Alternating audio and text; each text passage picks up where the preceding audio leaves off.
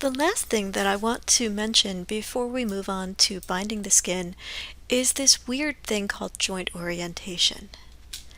So if I look at all of these joints, let me really quickly take my ball model, stick it on a layer. Let's call this my geo layer, and I'm going to turn it off. When I select my joints, you'll see that they've got a little set of axes inside each of them. This is called their local rotation axis.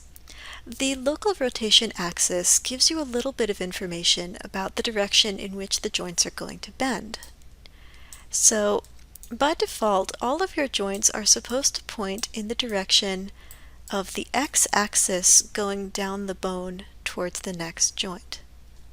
That's just the default axis. If you don't like it, you definitely don't have to keep it. You can use a different axis, but this is the way that Maya defaults. I don't have a problem with it. I know that there are riggers out there who insist on having y down the bone because y is your typical up axis, but for me x is fine. You'll note that not all of the joints do have x pointing down the bone. There are a couple of notable exceptions. First, the top and bottom joint. If I look at the top joint, y is pointing up, x is pointing off to the side. That's because it is the end joint in this chain. There is no bone, so it doesn't really have a direction down which it can point. And the same thing with the bottom joint. In this case, y is pointing off to the side and x is pointing back up the bone. This one was initially the root joint, so it's just remembering its initial orientation. If I look down the tail, x is pointing down the bone until I get to the very last joint. When I get to the very last joint, oh, where is it? Stop being so silly, Maya. When I get to the very last joint, I'll see that again y is pointing up and x is pointing off to the side. Again, it's the final joint in the chain. There is no bone, so it orients to the world grid. Same thing with the left ear. X points up the bone, X points up the bone, and then we orient to the world grid. When I look at the right side, you'll see that X actually points back down the bone instead of up. So that's annoying, but it's a thing that happens when we mirror. I have my root joint selected, this middle joint. I think I'm going to rename it root so that I stop getting confused. What I can do with the root joint selected is go back to the skeleton menu and run the Orient Joint command. With Orient Joint, there are a few settings you should be aware of. For the most part, the defaults are going to be fine.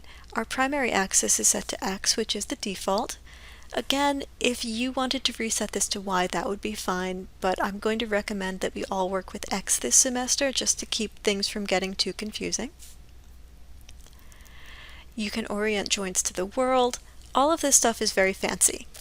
We don't need any of it. We just need to be sure that all of our x-axes are pointing in the same direction whenever possible. So although you should be aware that there are settings in here that you might enjoy, for the moment I'm just going to hit apply, and I will say that if you don't want to run this through the option box, you don't have to. When I hit apply, you'll see that my right ear joints have flipped over to orient correctly. The end axis of each of the joint chains will still be funky. That's kind of why we make these joints. The joints at the end are there not to be a big important point of the rig, but more to hold that weird little incorrect orientation so that it doesn't mess up the rest of the model's rotation. So generally, not all the time, but generally, you'll see me put an extra joint at the end of the chain that isn't a spot that's going to rotate, but that is a spot where if I cap the chain, I can correct any bad rotation. So I know, because I've oriented my joints, that everything that needs to rotate properly will rotate properly.